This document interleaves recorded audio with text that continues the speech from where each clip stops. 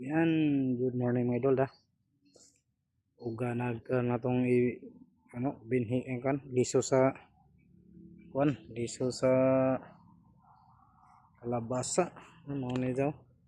Ug atong usa ka punuan ring kuan mga idol, pepino na aksyon na kanat mga idol. Apit na dyan mo kuan dire, nga na dyan po kanat padung dire, res halukay.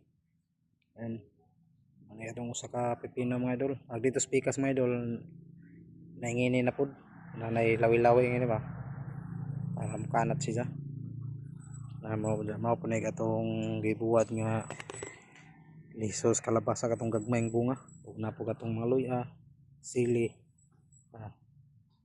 mga tanom dire. Yan katong orchids, mga itong tanom na kamatis, na tangad, atong matsalag dire bunga din mga idol. Wala na to nang nagamit, libre na ta, nagagamit na ta sa itong bunga ini, nakapahimos sa itong bunga sa atsal mga idol. Yan na napulag ang bunga na itong kamatis. Diri na siya mga idol, itong gitumba, itong gitukuran. Kaya mo adto naman siya sa kuan sa orchids. Diri ko na, mga itong mga tanom na itong mga idol. Itong gitry tanom nga ahos. Ano na siya. Yan.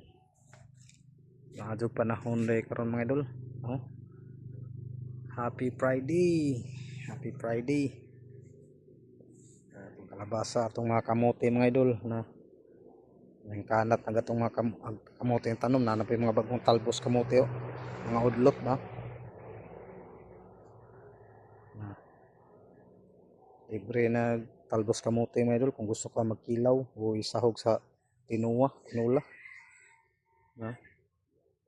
Dan ano pa daghang mga udlot sa kamote mga idol no. Mga udlot sa kamote. Sa Manila ni mangingini. Kasi mangingini na mangingini nagdahon. Gamiton gihapon, puslan. Mahal ang bangan. Diri sa Batangas probinsya, libre na mo na. Okay. Diya balik tadi sa tukan.